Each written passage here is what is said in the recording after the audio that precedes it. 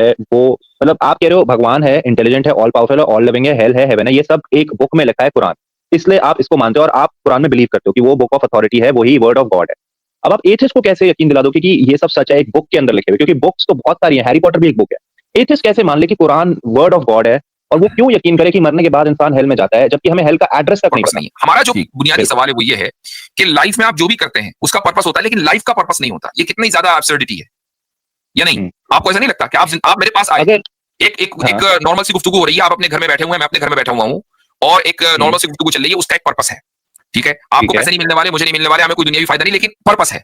तो आप ठीक है वॉशरूम भी जाते हैं ना, तो उसका पर्पस होता है। आप लुकमा उठाकर मुंह में डालते हैं तो उसका पर्पस होता है। तो लाइफ के हर काम का ठीक अगर है। पर्पस है और लाइफ का पर्पस ना हो, हम्म, ये तो एब्सर्डिटी है। हाँ मैंने बताओ, चलो आपको आपकी लाइफ का पर्पस पता होना चाहिए, क्योंकि आपको आपकी लाइफ में जो कुछ आप करते हैं उसका पर्पस पता है। और अगर आपको नहीं पता तो ये लाइल्मी, मैं यही पॉइंट उस वक्त भी कहा था कि ना जानना किसी चीज के न होने की दलील, उसका एविडेंस नहीं है। Just because you don't know, इसका मतलब ये नहीं कि लाइफ का पर्पस नहीं है, लाइफ का पर्पस है। हम ये साबित करना क्या चाह रहे हैं, पता, और आपने इस पर्पसलेस लाइफ को एब्सर्ड मान लिया है। बिल्कुल अब्सर्ड है, मैं इसमें बिल्कुल मना नहीं कर रहा, अब्सर्ड है। और उसमें आप मेरे को अगर अब्सर्ड बोलोगे ना, बिल्कुल गलत नहीं कह रहे हो, क्योंकि मेरे हिसाब से पॉइंटलेस लाइफ है, सर्वाइव कर रहे हैं बट उसके बाद भी हमें एक दिन मर जाना है, तो मेरे ये हिसाब बहुत से मुफ्ती साहब अब्सर्डिटी आज है। यहाँ तक हो गया। मैं आपके साथ अग्री करता हूँ, ठीक है, बट तो अगर कोई इसमें पर्पस है तो आप मुझे बताओ। हाँ, तो अब इसमें यह है कि अगर आप ये मान रहे हैं ना कि लाइफ पॉइंटलेस है, तो लाइफ की हर चीज पॉइंटलेस होनी चाहिए, आपका हर काम पॉइंटलेस होना चाहिए। हम ये कह रहे हैं, इसी को हम बोलते हैं आर्गुमेंट ऑफ इंडक्शन। मेरा जो पॉइंट ये है कि जो सेल है जहाँ से लाइफ इवॉल्व होती है, वो कब ये डिसाइड करता है कि मेरे को डिजाइन ऐसा बनाना है। सपोज मेरा जो ईयर है, ईयर का जो पूरा मैकेनिज्म है, उसमें जो टिम्पैनी है, उसके अंदर सेल्स है, अंदर जो इतने बारीक बारीक जो हेयर पार्टिकल्स है, मेरे सेल ने कैसे डिसाइड किया कि मेरे को ये ही डिजाइन चाहिए? इसका आपके पास कोई जवाब है? और वो नहीं, किसी मेरे पास और इसका जवाब नहीं है। और वो किसी और स्पीशी में वो सेम डिजाइन नहीं होता है, वो डिजाइन डिफरेंट हो जाता है। तो उस डिजाइन को मतलब चॉइस कैसे मिला, ये मेरा पॉइंट हाँ, है। मैं बता देता हूँ, इसका आंसर मैं बता देता हूँ। ये एवोल्यूशन में समझाया गया है, बट आप फिर पूछोगे, अब मेरे को पूरा बोलने देना। जी जी तो फिर आप पूछोगे कि फिर वो पहला सेल कहाँ से आया, पहला सेल वो कहाँ से आया, तो उसका जवाब हमें नहीं पता, साइंस को नहीं पता। इसका जवाब है वी डोंट नो, बट हमें। अच्छा, हेलो मैक साहब बात करें। जी भाई, हेलो हेलो बोले बोले बोले, हेलो। आप स्टेज पर हैं हाँ जी, मुफ्ती जी कैसे हो? भाई आप? जी बिल्कुल ठीक। आप मेरी सुनाते ना नहीं है आपसे मेरे भाई? बात हुई थी एक बार। नहीं नहीं, मैं एथिस्ट हूँ। मेरी आपसे एथिस्ट बात हुई थी। हाँ, और आपने ना एक पॉइंट पहले बहुत सही सनातनी बोला था थे जो ना? उस टाइम पे मैंने। हाँ हाँ हाँ, हिंदू फैमिली में बॉर्न हूँ, बट मैं हमेशा से एग्नोस्टिक और फिर एथिस्ट हूँ। तो आपसे जी मेरी एक बात हुई थी और आपने एक पॉइंट बोला था जो जो मैंने मिस कर दिया था, तो उसके लिए सॉरी। उस टाइम पे मेरी आपसे बात हो रही थी, आप मेरे को एक पॉइंट समझा रहे थे जो मैंने मिस कर दिया था, ठीक है? तो आप बोलो तो मैं रिमाइंड करा देता हूँ, बट मेरा सवाल आज आपसे ये है कि मैं एथिस्ट हूँ, मैं इस्लामिक अवेकनिंग चैनल में कई 2 बार जा चुका हूँ, ये सवाल लेके कि बाकी गैलेक्सीज़ क्यों बनाई भगवान ने, ठीक है? मेरा सवाल ये था कि अगर वो जो उस दिन इंसान बात को हो रही थी टेस्ट कर। कैसर भाई से भी, मैं भी उसमें आ हाँ, गया था। तो जी जी आपने, जी जी। हाँ, आपने एक पॉइंट बोला था, मैंने मिस कर दिया था उस टाइम पे। मैंने जब फिर से देखा ना, तब मेरे को आपका पॉइंट समझ में आया। आप ये कह रहे थे कि मैं कैसे कह सकता हूँ कि इन इन गैलेक्सीज़ का कोई पर्पस नहीं है, मेरे पास क्या सबूत है, ठीक है? तो आपका पॉइंट बिल्कुल सही था, मैं समझा नहीं उस टाइम। तो मैं ये मानने के लिए तैयार हूँ, मेरे पास कोई सबूत नहीं है, तो मैं इस यूनिवर्स को डम डिजाइन नहीं कह सकता, ठीक है? बिल्कुल ठीक कह रहे हो। हेलो। जी जी, सुन रहा हूँ। तो फिर मेरे को ये जानना है, आप लोग कैसे इसको इंटेलिजेंट डिजाइन कह सकते हो? हम इसको ये क्यों नहीं कह सकते कि ये एक डिजाइन है और डिजाइनर ने बनाया, उसको इंटेलिजेंट डिजाइन क्यों कहते हो? आर्ग्यूमेंट ऑफ मैंने इंडक्शन की दो, वजह से। नहीं, मैं आपको एक चीज बता देता हूँ। मैंने 2 से 3 बार ये सवाल पूछा है, मेरे को अभी तक ना एक भी आंसर नहीं मिला है किसी से भी, आमिर से, अली से, ना आपसे, कि बाकी गैलेक्सीज हमारे हमारे सोलर सिस्टम या हमारे प्लेनेट को कैसे इम्पैक्ट करती हैं, क्यों जरूरी है वो? इंडक्शन की वजह से मैं बता रहा हूँ। आपने नहीं नहीं, होल्ड ऑन, आप अब आपने सवाल बदल दिया। अब आप ये कह रहे हैं कि दूसरी गैलेक्सीज हमारे सोलर सिस्टम को या हमारे वर्ल्ड को कैसे इंपैक्ट कर रही है, ये एक अलग मसला है। दूसरा मसला क्या है कि हम इसको, इस ग्रैंड डिजाइन को इंटेलिजेंट डिजाइन कैसे कह रहे हैं? ये 2 अलग अलग चीजें हैं। तो जो आपका पहला सवाल है उसका जवाब उसी स्ट्रीम में, शायद आप इस्लामिक अवेकनिंग पे थे या कैसर भाई के चैनल पर थे, जहां भी थे वहां आपको मिल गया था, और आपने खुद इस बात का एतराफ किया था। आपसे ये कहा गया था, कैसर भाई ने ये कहा था आपसे कि इमेजिन करें कि अगर आप किसी एक गैलेक्सी को, 2-4 गैलेक्सी को, जिसको भी आप जानते होंगे जो हमारे नेबर में है, नेबरहुड में है, आप उसको निकाल दें, और तो क्या आप ये साबित कर सकते हैं कि फिर हमारी जो गैलेक्सी है ये भी जूं की तू रहेगी, उसके ऊपर कोई फर्क नहीं पड़ेगा? और आपने इसको तस्लीम किया था कि हाँ ये बात है, यानी हर गैलेक्सी को दूसरी गैलेक्सी से किसी ना किसी अंदाज में सपोर्ट मिल रहा है, चाहे वो ग्रेविटेशनल हो, कुछ भी हो। साइंस इस चीज को तस्लीम करती है। ये एक अलग मसला है। दूसरा मसला क्या है कि हम इस पूरे डिजाइन को, जबकि हमें दूसरी गैलेक्सीज जो बहुत दूर है, कि जहां तक हमारी अकल अभी तक नहीं पहुंची, हमारा इल्म नहीं पहुंचा, हम सिर्फ जानते हैं कि हाँ गैलेक्सियां हैं, लेकिन ये नहीं पता कि उसमें क्या है और न वहां हम पहुंच सकते हैं आज की तारीख में। तो हम उसको जाने बगैर ये कैसे कह सकते हैं कि ये इंटेलिजेंट डिजाइन है? ये आपका दूसरा सवाल है। इसका जवाब ये है कि हम इसको, आप आर्गुमेंट ऑफ इंडक्शन समझते हैं? मतलब नहीं, एग्जांपल के साथ समझाओगे तो आप मुझे बताइए कि इस दुनिया को इमेजिन करें, ये जो दुनिया है जिसमें हम रह रहे हैं, जिसको हम जानते हैं, इसको आप इंटेलिजेंट डिजाइन मानते हैं? नहीं, मैं नहीं मानता। अच्छा, क्यों? इसमें क्या फ्लॉज है? दो रीजन है। पहला रीजन, इनफैक्ट तीन रीजन है। अगर अर्थ इंटेलिजेंट डिजाइन होता तो उसमें अर्थ को एक सुनामी, लैंडस्लाइड ये सब नहीं आते। सेकंड रीजन ये है कि जो लाइफ, जो लाइफ है उसमें 99% ऑफ द स्पीशीज एक्सटिंक्ट हो गई हैं। तो कोई इंटेलिजेंट डिजाइन होता तो 99% ऑफ द स्पीशीज सर्वाइव करती।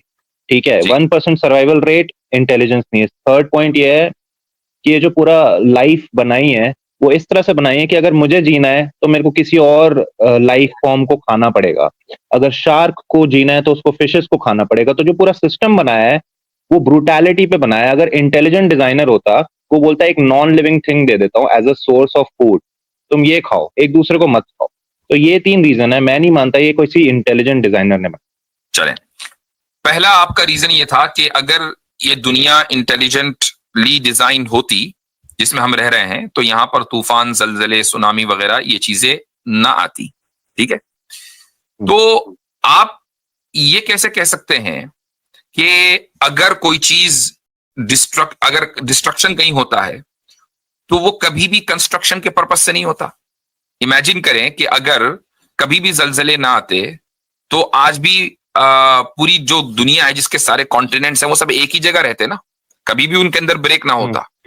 और ये जो वास्टनेस हमें मिली है और उस ब्रेक की वजह से जो बेनिफिट्स हमें मिले हैं, कि कितनी ही लाइफ तो उसके बाद फॉर्म हुई है ना, कि जब ब्रेक हुआ, इस पूरे पेंजिया बोलते हैं ना उसको, जब उसके अंदर ब्रेक हुआ तो लाइफ कितनी ही ज्यादा उसके बाद फॉर्म में आई है, इवॉल्व हुई है। मसलन आप ऑस्ट्रेलिया में देख लें कि ऑस्ट्रेलिया में जो स्पीशीज हैं, एवोल्यूशनरी बायोलॉजी के मुताबिक उनमें से बहुत सारी स्पीशीज वो हैं जो ऑस्ट्रेलिया के बाहर नहीं पाई जाती।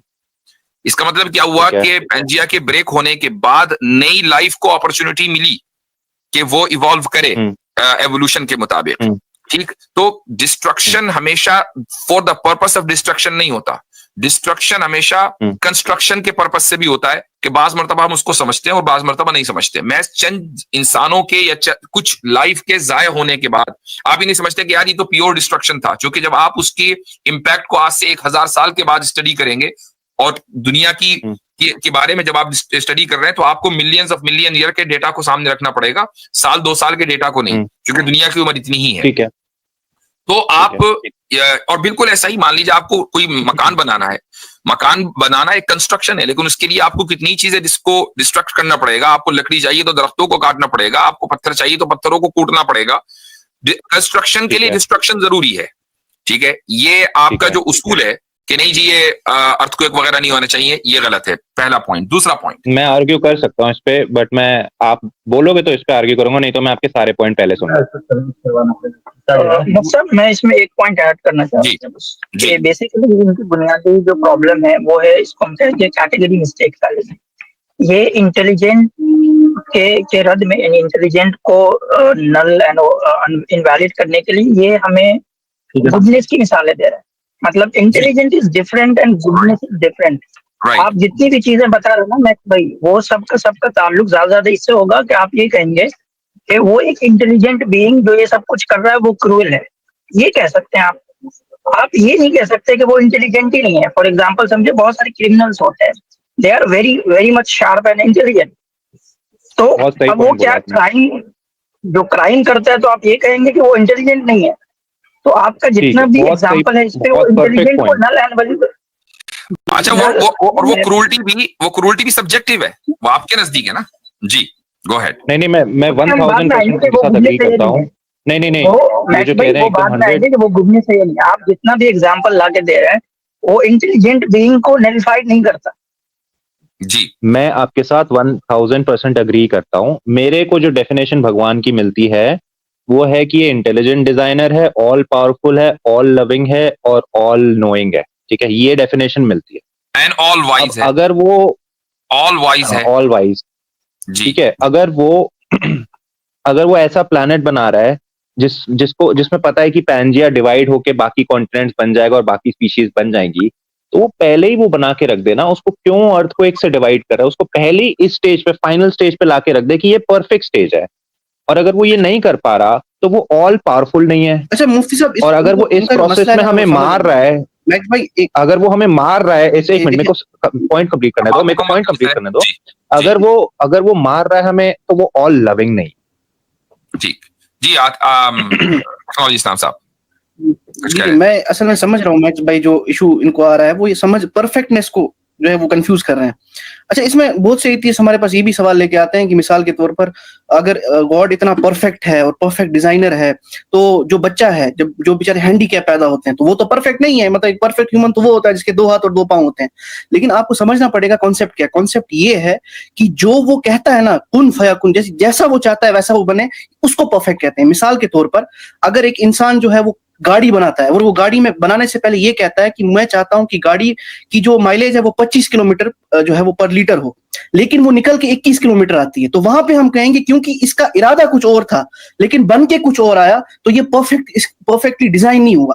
लेकिन जब हम ये बातें करते हैं कि अर्थ में जो है अर्थक्वेक्स होते हैं, फ्लड्स होते हैं, या बच्चे हैंडीकैप पैदा होते हैं, तो परफेक्ट डिजाइन का यहाँ पे मतलब ये है कि जो उसकी विल थी उसके हिसाब से बना और परफेक्टली बना, जो उसने जो ऑलरेडी जो डेस्टाइन किया हुआ था। तो इस परफेक्शन का मतलब ये होता है, ना कि वो जिसको आप अपने लेंस से देखते हैं। तो ये एक मैं पॉइंट ऐड करना चाहता हूं। ये भी अहम पॉइंट था। दूसरी बात ये है कि अगर उनकी इंटेंशन हमें मारना है तो फिर वो ऑल लविंग नहीं है। मैक्स भाई एक मिनट मेरी बात कर लूं। आपने अभी ये बात कही कि भाई अगर वो इंटेलिजेंट होता या इतना परफेक्ट होता तो उसको हमें मारने की क्या जरूरत थी?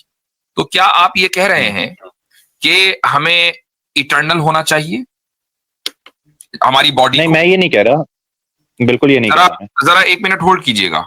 आसिम भाई आप बात करें मेरे पास से, जरा 1 मिनट होल्ड करें।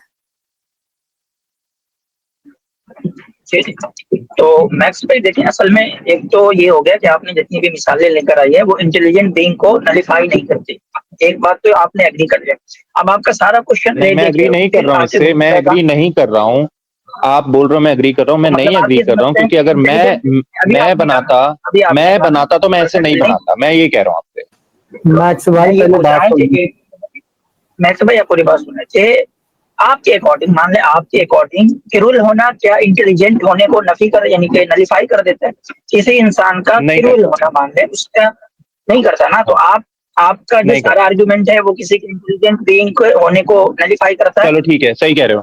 ठीक है, ये चलो मान लिया कि इंटेलिजेंट डिजाइन है, बट आपके जितने भी आर्गुमेंट है वो इंटेलिजेंट बीइंग को नलिफाई नहीं करते। आपका जो सारा प्रॉब्लम है उसको हम कहते हैं प्रॉब्लम ऑफ इविल, कि अगर वो ऑल लविंग है, अगर वो ऑल मर्सीफुल है, वो ऑल गुड है, तो फिर इविल एग्जिस्ट क्यों करता है? ये है बेसिकली आपका। राइट। मतलब मैं ऐसे बोल देता हूँ।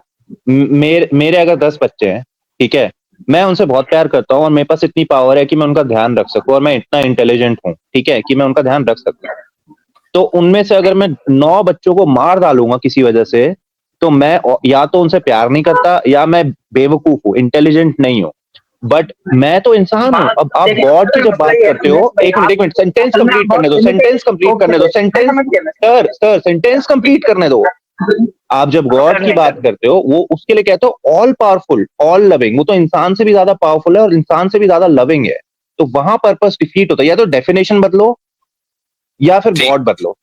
आपको ये किसने कहा है कि खुदा अपनी मखलूक को, इंसानों को हमेशा के लिए मार देता है? ये किसने कहा है आपसे?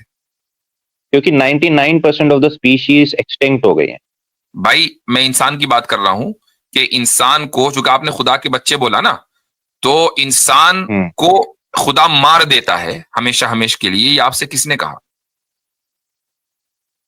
क्योंकि मेरे पास कोई सबूत नहीं है कि हेल और हेवन भी है। मुझे लगता है कि मरने के बाद इंसान कहीं नहीं जाता। सबूत नहीं है, मैं फिर आप वही फैलेसी पर आ गए।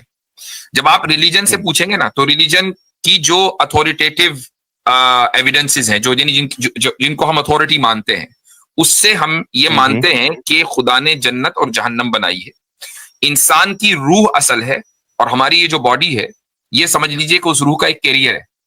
तो कैरियर बदल जाता है। ठीक है। खुदा रूह को पैदा करने के बाद नहीं मारता है, और उसको नर्चर करने और उसको प्रोग्रेस देने के जितने जराए हो सकते हैं वो खुदा ने पैदा किए हैं, और वो इस तरीके से ठीक है कि आपके नजदीक सिर्फ ये है कि एक रूह प्रॉस्पेरस उस वक्त होगी जबकि उसको खाना जबरदस्त मिलेगा, दुनिया में कोई गम नहीं होगा दुनिया में, तो आप उसको प्रॉस्पेरिटी मानते हैं रूह की। जबकि हम इसको रूह की दुनिया में प्रॉस्पेरिटी नहीं मानते। रूह की जो प्रॉस्पेरिटी है वो ये कि आप रूह की जो ख्वाहिशात हैं, इंसान की जो ख्वाहिशात हैं उसको कंट्रोल करें और जो स्पिरिचुअलिटी है वो बढ़ाएं ताकि इंसान जन्नत में जाए और वहां इटर्नल रहे। तो ये जो जिस्म है ये हमारा कैरियर है, कैरियर बदलता है। आप अपनी जिंदगी में 5-8 गाड़ी तो खरीद ही लेते हैं, लेकिन आप नहीं बदलते, आप वहीं रहते हैं, गाड़ी बदलती रहती है। तो जब ये हमने मान तो मैं अब आपका ना एक मिनट आपका पॉइंट रिपीट करता हूँ। हाँ एक मिनट, मैं अभी बात मुकम्मल नहीं हुई। एक बात तो ये, दूसरी बात ये है कि हमारी बात खुदा की क्रूरटी या उसके रहम पर नहीं हो रही है, हमारी बात खुदा के इंटेलिजेंट डिजाइन के ऊपर हो रही है। जब आसिम भाई ने आपसे ये बात कही कि आपने दोनों को मिक्स कर दिया, तो फिर हम उसी पर रहे ना। अगर हमें बात करनी है प्रॉब्लम ऑफ ईवल पर, तो एक अलग डिस्कशन है। आपको बात करनी है कि खुदा ने इंटेलिजेंट डिजाइन किया है, तो हम इंटेलिजेंट डिजाइन पर बात करेंगे ना, फिर क्रूरटी आप कहां को ले आते हैं बीच में। ठीक है, चलो ठीक है, मैं आपका ना पॉइंट समराइज करता हूं जो मुझे समझ में आया। आप कह रहे हो कि हम एथिस्ट हेल और हेवन में नहीं मानते, ठीक है, बट आप मानते हो क्योंकि आपकी जो एविडेंस है वो, मतलब आप कह रहे हो भगवान है, इंटेलिजेंट है, ऑल पावरफुल है, ऑल लिविंग है, हेल है, हेवन है, ये सब एक बुक में लिखा है, कुरान, इसलिए आप इसको मानते हो और आप कुरान में बिलीव करते हो कि वो बुक ऑफ अथॉरिटी है, वही वर्ड ऑफ गॉड है। अब आप एथिस्ट को कैसे यकीन दिला दो कि ये सब सच है एक बुक के अंदर लिखे हुए, क्योंकि बुक्स तो बहुत सारी हैं, हैरी पॉटर भी एक बुक है। एथिस्ट कैसे मान ले कि कुरान वर्ड ऑफ गॉड है, और वो क्यों यकीन करे कि मरने के बाद इंसान हेल में जाता है, जबकि हमें हेल का एड्रेस तक नहीं पता। ठीक, नहीं एड्रेस तो पता है जी। सही मुस्लिम साहब आए हैं, क्या हाल चाल है बड़े दिनों के बाद? अस्सलाम वालेकुम पैनल को। वालेकुम सलाम व रहमतुल्लाह, खैरियत से हैं? जी जी जी, बहुत अच्छा डिस्कशन चल रहा, तो मैंने सोचा मुझे ज्वाइन करना। जी जी जी, अच्छा आप इसमें कुछ ऐड करना चाहें तो कर दें जी, कबल इसके हम आगे बढ़ें जी। बहुत सारे पॉइंट्स हैं इसमें तो ऐड करने के लिए, तो चलें तो मैं एक्चुअली ये सोच रहा था कि जैसे अभी इनसे बात चल रही थी ना, तो इंटेलिजेंट डिजाइन की जब मैं बात करता हूँ, सबसे पहले मैं सपोज मैं खुद को ही देख लूं, मेरा जो पॉइंट ये है कि जो सेल है जहाँ से लाइफ इवॉल्व होती है, वो कब ये डिसाइड करता है कि मेरे को डिजाइन ऐसा बनाना है। सपोज मेरा जो ईयर है, ईयर का जो ऊपर मैकेनिज्म है, उसमें जो टिम्पैनी है, उसके अंदर सेल्स है, अंदर जो इतने बारीक बारीक जो हेयर पार्टिकल्स है, मेरे सेल ने कैसे डिसाइड किया कि मेरे को ये ही डिजाइन चाहिए? इसका आपके पास कोई जवाब है? और वो किसी और जवाब नहीं है कुछ, और वो किसी और स्पीशी में वो सेम डिजाइन नहीं होता है, वो डिजाइन डिफरेंट हो जाता है। तो उस डिजाइन को मतलब चॉइस कैसे मिला, ये मेरा पॉइंट है। मैं बता देता हूँ इसका आंसर मैं बता देता हूँ। ये एवोल्यूशन में समझाया गया है, बट आप फिर पूछोगे, अब मेरे को पूरा बोलने देना जी जी। फिर आप पूछोगे कि फिर वो पहला सेल कहाँ से आया, पहला सेल वो कहाँ से आया, तो उसका जवाब हमें नहीं पता, साइंस को नहीं पता। इसका जवाब है वी डोंट नो। बट हमें अगर नहीं पता ना तो हम बोलते हैं कि हमें नहीं पता। अच्छा एक बात बताइए, चलिए ठीक है, एवोल्यूशन तो ठीक है ना? मेरे हिसाब से ठीक है। ठीक है, आप देखें, आपने हमें एक बात कही कि यार आप लोगों को, आप एथिस्ट को कैसे समझाएंगे कि कुरान जो है वर्ड ऑफ गॉड है, हैरी पॉटर की किताब भी तो एक किताब है। क्यों? इसलिए कि आपको नहीं पता। एवोल्यूशन को आप मानते हैं, जबकि फर्स्ट सेल कहां से आया आपको नहीं पता। बिग बैंग को आप मानते हैं, बिग बैंग को कॉज किसने किया? मैं नहीं मानता बिग बैंग। चलो आप नहीं मानते, बहुत सारे एथिस्ट मानते हैं, बहुत सारे एथिस्ट मानते हैं कि जी बिग बैंग हुआ, कॉज क्या है उसके पीछे नहीं पता। तो जब नहीं पता और इसके बावजूद आपने बहुत सारी बातों पर आप ईमान लाए हैं, इसको भी ईमान बिलगैबी कहा जाता है बाय द वे, ठीक है। तो यही सवाल फिर आप अहले मजहब से, मजहब वालों से क्यों करते हैं? ये एक तरह का कॉन्ट्रडिक्शन है अप्रोच में। बहुत सही सवाल पूछा आपने, बहुत सही सवाल पूछा आपने, बहुत। लेकिन मैं आपको उधर ले जाना चाहूंगा जो इंटेलिजेंट डिजाइन के ऊपर बात हो रही थी, तो ताकि हमारी जो गुफ्तगू कहीं उधर उधर न चली जाए। देखिए, आपने ये कहा कि ये सारी बातें जन्नत, जहन्नम, कयामत वगैरह तो किताब में लिखी हुई हैं, तो आप एक एथिस्ट को कैसे समझाएंगे? हम एथिस्ट को जब बात करते हैं तो शुरुआत यहां से नहीं करते कि जन्नत है, न शुरुआत यहां से करते कि आखिरत है, शुरुआत यहां से करते हैं कि खुदा है। अगर मान लीजिए, और लॉजिकली इसको साबित करने की कोशिश करते हैं और करते हैं, लॉजिकली अगर ये बात साबित हो जाए कि खुदा है, तो जो बाकी चीजें हैं वो साबित करना आसान होता है, चूंकि फिर सारी चीजें जो है दे स्टार्ट मेकिंग सेंस। मिसाल के तौर पर, अगर खुदा है और उसने इस कायनात को बनाया है, और खुदा ऑल पावरफुल है जब भी तो उसने कायनात को बनाया है, वो ऑल नोइंग है जब भी तो उसने इस कायनात को बनाया है, बगैर नॉलेज के आप कुछ भी नहीं बना सकते, कोई काम करेगा ही नहीं कुछ भी। ठीक है। तो जब ये सारी चीजें हैं तो जाहिर है कि उसके पास कोई ना कोई है। अगर यही तो बात है ना, ये फैलेसी है कि आप लाइफ की हर चीज का पर्पस सेट करते हैं, लेकिन लाइफ का पर्पस ना हो। अगर कोई चीज अपसर्ड है, आप उसको तस्लीम कर रहे हैं, तो वो गलत होगी ना। अपसर्ड तो जो चीज अपसर्डिटी सही कब से होने लगी, फिर वो गलत होगी ना। कोई ना कोई उसने कोई पर्पस भी मुतय्यन किया होगा, तो इस लाइफ का एक पर्पस भी है। जब लाइफ का पर्पस है तो ऑब्वियसली है बात है कि फिर जन्नत और जहन्नम ये दोनों मेक सेंस करते हैं, जबकि लाइफ का पर्पस साबित हो जाए। हम जब आपसे ये पूछते हैं ना एथिस्ट से कि आप जिंदा हैं, ये तो आपको पता है, अनलेस ये कि आप नाइलिज्म में बिलीव करते हो तो बिल्कुल ही बात अलग है। लेकिन अगर आप अपने आप को जिंदा मानते हैं, उस लाइफ को आप ऑब्जर्व कर रहे हैं, जिंदगी आप जी रहे हैं, और हम आपसे ये पूछें कि आपकी जिंदगी का क्या मकसद है, तो आप ये कहते हैं कि आपका मतलब ये है कि एथिस्टों से हमें जवाब मिलता है कि जी लाइफ का पर्पस है सर्वाइव करना। क्या आप, अब मैं आपसे पूछ रहा हूं मैक्स साहब, क्या इसके अलावा आपके नजदीक कोई दूसरा पर्पस है लाइफ का? नहीं, नहीं, कोई पर्पस नहीं है। तो अब मुझे एक बात बताएं कि क्या इस पर्पस को आप या आपसे पहले कभी या आपके बाद कभी कोई आदमी अचीव कर पाया है या कर पाएगा? नहीं, एक्चुअली पॉइंट यही सबसे बड़ी बात बोली आपने कि एक्चुअली लाइफ का कोई पर्पस नहीं है, क्योंकि आप कितने भी साल सरवाइव कर लो, आगे जाके मरना ही है। तो मैं तो उससे भी आगे जाता हूं कि लाइफ का कोई पॉइंट ही नहीं है। तो अभी तो आपने कहा कि लाइफ का पर्पस सरवाइव करना है, लेकिन अभी आपने उसको रिट्रैक्ट करके आप ये कह रहे हैं कि लाइफ का कोई पर्पस नहीं है। हाँ, मैं कैसे समझा देता हूँ आपको, मैं समझा देता हूँ। हमारे डीएनए में ये है कि हमें सरवाइव करना है। हम कोशिश करते हैं कि सरवाइव करें और अपने जीन को पास ऑन करें। जीन को पास ऑन करते हैं हम रिप्रोड्यूस करके, ठीक है। तो उससे हमारा जीन सरवाइव कर जाता है, बट हम मर जाते हैं। तो बेसिकली हमारा डीएनए बोल रहा है हमारा जीन का सर्वाइवल, हमारा नहीं। हम तो एक बॉडी है, हम रिप्रोड्यूस करेंगे, हमारे बच्चे में हमारे जीन्स जाएंगे, वो आगे सरवाइव कर जाएगा। ये है, ठीक है। चलें, मेरे कहने का मकसद ये है कि सरवाइव कर लिया, और ये साइंस भी मानती है कि बिग फ्रीज होगा, जो सारे जीन वीन सब ये रखे रह जाएंगे, ठीक है। जब बिग फ्रीज होगा तो आप जहां तक भी जाएंगे बिग फ्रीज से आगे नहीं जाएंगे, तो बिल्कुल सरवाइव नहीं कर पाएंगे। आप इस पर्पस को अचीव नहीं कर पाएंगे। यही वजह है कि आप लोग ये कहते हैं कि लाइफ का कोई पर्पस नहीं है। हमारा जो बुनियादी सवाल है वो ये है कि लाइफ में आप जो भी करते हैं उसका पर्पस होता है, लेकिन लाइफ का पर्पस नहीं होता। ये कितनी ज्यादा एब्सर्डिटी है या नहीं? आपको ऐसा नहीं लगता कि आप मेरे पास आए, एक नॉर्मल सी गुफ्तगू हो रही है, आप अपने घर में बैठे हुए हैं, मैं अपने घर में बैठा हुआ हूं, और एक नॉर्मल सी गुफ्तगू चल रही है, उसका एक पर्पस है, ठीक है। आपको पैसे नहीं मिलने वाले, मुझे नहीं मिलने वाले, हमें कोई दुनियावी फायदा नहीं, लेकिन पर्पस है। तो आप वॉशरूम भी जाते हैं ना, तो उसका पर्पस होता है। आप लुकमा उठाकर मुंह में डालते हैं तो उसका पर्पस होता है। तो लाइफ के हर काम का अगर पर्पस है और लाइफ का पर्पस ना हो, ये तो एब्सर्डिटी है। चलो मान लिया एब्सर्ड है, बट इसका मतलब ये नहीं कि ये झूठ है। इसका एक एग्जांपल देता हूँ।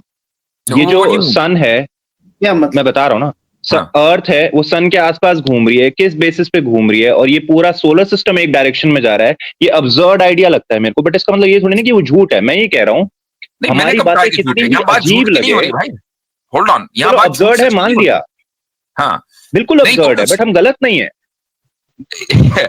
अगर यही तो बात है ना, ये फैलेसी है कि आप लाइफ की हर चीज का पर्पस सेट करते हैं, लेकिन लाइफ का पर्पस ना हो। अगर कोई चीज अपसर्ड है, आप उसको तस्लीम कर रहे हैं, तो वो गलत होगी ना। अपसर्ड तो जो चीज अपसर्डिटी सही कब से होने लगी, फिर वो गलत होगी ना। यार मैं बोलता रहा हूँ ये पूरा यूनिवर्स मेरे को अब्सर्ड लगता है, बट इसका मतलब ये थोड़ी ना कि यूनिवर्स फॉल्स है। होल्ड ऑन, मैं आपकी लाइफ का पर्पस पर बात कर रहा हूँ। यहाँ पे एक पॉइंट ऐड करना है असल में। चलो मान लिया absurd है, प्रॉब्लम है बट हम तो असल में जो प्रॉब्लम है ना वो मॉडर्न माइंड का है कि आपने अपने माइंड को ऐसे ट्रेन किया है कि वो किसी भी मेटाफिजिकल पर्पस को मानने को तैयार ही नहीं। तो बेसिक इस चीज को आप फिक्स करिए। आपने क्या कर रखा है, पहले ही रूम से जो है ना रेड कलर को बाहर कर दिया और आप कह रहे हैं कि मैं मानता ही नहीं कि रेड कलर एग्जिस्ट करता है। आपने पहले ही उसको गेम से बाहर कर रखा है और आप कहते हैं कि हमें मानना नहीं है कि रेड कलर एग्जिस्ट करता है। आप पहले मेटाफिजिकल पर्पस के पॉसिबिलिटी को घर के अंदर लाएं, तो रूम में लाएं, उसके बाद उसको नलीफाई करें कि ये एग्जिस्ट नहीं करता। आपने इसको पहले ही बाहर निकाल के फेंक दिया और अब कहते हैं कि वो एग्जिस्ट ही नहीं करता। अच्छा, जो बात मैं कहना चाह रहा था मैक्स भाई, जो बात मैं कहना चाह रहा था मुफ्ती जी, हाँ मैं उसको मैं दोबारा बता दूं ताकि उसी पर रहे हम बात। वो ये कि आप बात कर रहे हैं चांद की, सितारों की, उनके पर्पस की, मैं तो बात कर रहा हूं आपकी। छोड़ दीजिए उनका पर्पस क्या हो सकता है मैंने बताओ। आपको आपकी लाइफ का पर्पस पता होना चाहिए, क्योंकि आपको आपकी लाइफ में जो कुछ आप करते हैं उसका पर्पस पता है। और अगर आपको नहीं पता तो ये लाइल्मी, मैं यही पॉइंट उस वक्त भी कहा था कि ना जानना किसी चीज के न होने की दलील और उसका एविडेंस नहीं है। Just because you don't know, इसका मतलब ये नहीं कि लाइफ का पर्पस नहीं है, लाइफ का पर्पस है। हम ये साबित करना चाह रहे हैं और आपने इस पर्पसलेस लाइफ को एब्सर्ड मान लिया है। बिल्कुल एब्सर्ड है, मैं इसमें बिल्कुल मना नहीं कर रहा, एब्सर्ड है। और उसमें आप मेरे को अगर एब्सर्ड बोलोगे ना, बिल्कुल गलत नहीं कह रहे हो, क्योंकि मेरे हिसाब से पॉइंटलेस लाइफ है, सर्वाइव कर रहे हैं बट उसके बाद भी हमें एक दिन मर जाना है। मेरे तो बहुत अब्सर्डिटी है, यहाँ तक हो गया। मैं आपके साथ अग्री करता हूँ। ठीक है, तो अगर कोई पर्पस है तो आप मुझे बताओ। हाँ, तो अब इसमें यह है कि अगर आप ये मान रहे हैं ना कि लाइफ पॉइंटलेस है, तो लाइफ की हर चीज पॉइंटलेस होनी चाहिए, आपका हर काम पॉइंटलेस होना चाहिए। हम यही कह रहे हैं, इसी को हम बोलते हैं आर्ग्यूमेंट ऑफ इंडक्शन। चलो मैं पॉइंटलेस हूं, आप हाँ, इसीलिए मैंने आपसे शुरू में बोल दिया था कि आर्ग्यूमेंट ऑफ इंडक्शन को आप समझ लें कि उसको इसके माने क्या है। इसको ये मतलब ये दैट्स योर होमवर्क, आप इसको देख लें कि आर्ग्यूमेंट ऑफ इंडक्शन क्या है। तो हम लाइफ की हर चीज हमारी पर्पसफुल है, उसके जरिए आर्ग्यू करते हैं कि हमारी लाइफ भी पर्पसफुल है, उसका एक पर्पस है। तो यहां तक कि आज बात कर लेते हैं, जो कि आपसे बात बहुत देर हो गई है। इंशाल्लाह फिर अगली बार फिर बात करेंगे। मुफ्ती जी आपसे बात करके एक सेकंड मुफ्ती जी आपसे बात करके बहुत अच्छा लगा, मेरे को बहुत अच्छा लगा, सच बता रहा हूँ मैं आपसे। काफी रिस्पेक्टफुल बात हुई है, तो मैं आगे भी आपसे बात करना चाहूंगा। ठीक है, चले ठीक है।